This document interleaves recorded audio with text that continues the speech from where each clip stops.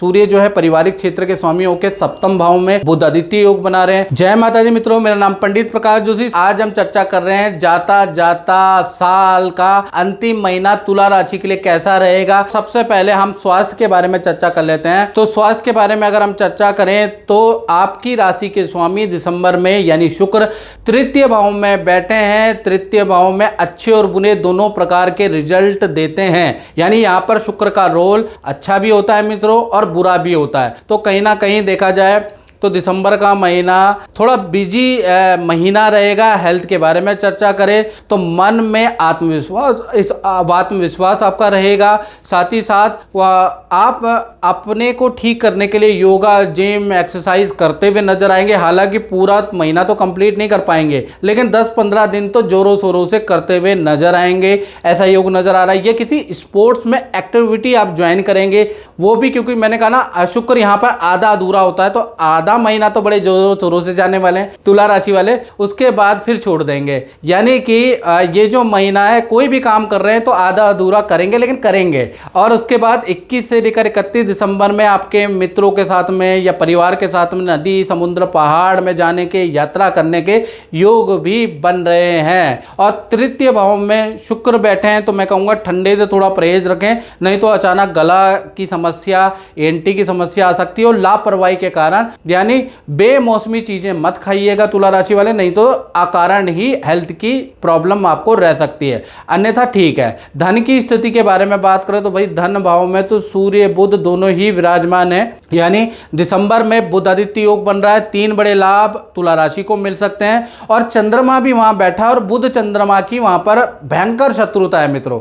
बुध और चंद्रमा जैसे सूर्य और शनि की शत्रुताएं होती है, उसी प्रकार से बुध और चंद्रमा भी भयंकर शत्रु हैं। तो कहीं ना कहीं 3 बड़े लाभ आपको मिलेंगे और एक खर्चा। पहले मैं लाभ के बारे में बात कर लेता हूं। तो दिसंबर में कोई सरकारी फंड आपको मिल सकता है, रुका हुआ फंड, या कुछ आपको ग्रेजुएटी लेनी है, कोई प्रोविडेंट फंड आपका रुका है, कोई पेमेंट रुकी हुई है, वो मिलती हुई दिसंबर में नजर आ रही है। यानी सरकार से संबंधित कोई ना कोई फंड रुका हुआ आपको मिलता हुआ नजर आ रहा है। दूसरा देखा जाए तो आपका कहीं ना कहीं एक्स्ट्रा इनकम के योग भी नजर आ रहे हैं, यानी कि जो आप वर्क कर रहे हैं उसके अलावा भी आपको एक्स्ट्रा इनकम के योग नजर आ रहे हैं। और तीसरा अगर देखा जाए शेयर या इन्वेस्टमेंट में कुछ लाभ होता हुआ नजर आ रहा है। तो कुल मिलाकर दिसंबर का महीना खासकर 1 दिसंबर से लेकर और 25 दिसंबर तक धन से संबंधित किए गए प्रयास के लिए सफल है।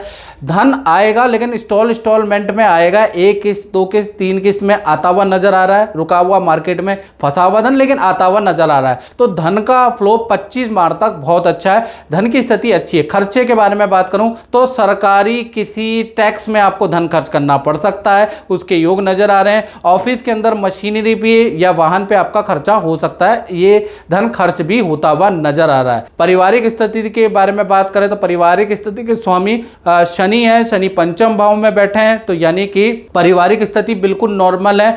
परिवार के सब सदस्य दिसंबर में अपने अपने कामों में बिजी रहेंगे, आप अपने कामों में बिजी रहेंगे, माता पिता अपने कामों में, भाई बहन अपने कामों में बिजी रह सकते हैं। हाँ, 21 तारीख से 31 दिसंबर में परिवार के साथ में तीर्थ यात्रा, नदी, पहाड़ों की यात्रा के योग आपके बन सकते हैं। यानी परिवार के साथ में साल ये जो महीना है अंतिम दिन यानी अंतिम 10-11 दिन बिताने का मौका मिल सकता है। अब बात कर लेते हैं संतान के बारे में तुला राशि की, चाहे छोटी संतान है या मित्रों बड़ी संतान है तुला राशि की। तो ये जो दिसंबर का महीना 2 भागों में बढ़ता हुआ नजर आ रहा है। 1 तारीख से लेकर 25 दिसंबर तक संतान अपने कामों में बिजी रहेगी। छोटी संतान है तो अपनी एजुकेशन, अपनी एक्टिविटी में बिजी रहेगी। और अगर बड़ी संतान है यानी 18 से बड़ी उम्र की है तो वो भी अपनी एक्टिविटी में बिजी रहेगी, अपनी जॉब में बिजी रहेगी।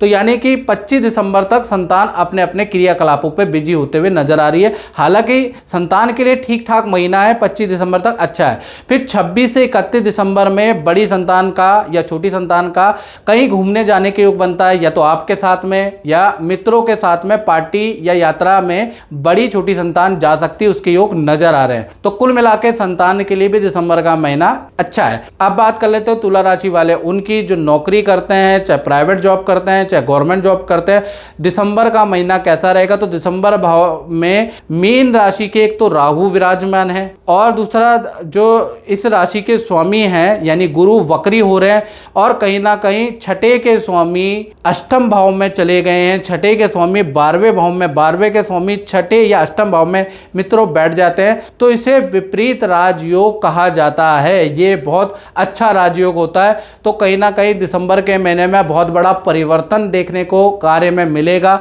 या तो ऑफिस के अंदर मैनेजमेंट में बड़ा परिवर्तन या काम में बड़ा परिवर्तन होता हुआ नजर आएगा, टाइमिंग में बड़ा परिवर्तन होता हुआ नजर आएगा, या ऑफिस के सीनियर ऑफिस के बॉस में बड़ा परिवर्तन होता हुआ नजर आएगा। तो परिवर्तन कारक दिसंबर का महीना है।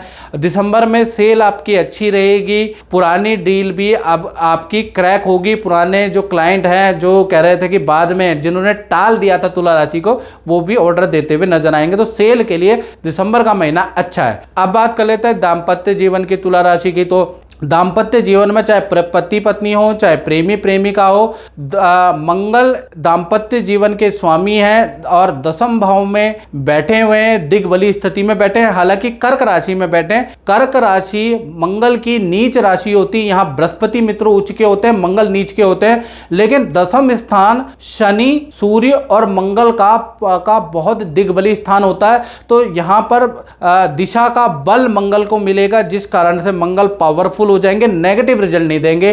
तो कहीं ना कहीं पति पत्नी हो चाहे प्रेमी प्रेमिका हो, दिसंबर के महीने में उनको अपने काम में आपके पार्टनर को कोई अचीवमेंट मिलेगी, कोई सफलता दिसंबर में मिलती हुई नजर आएगी।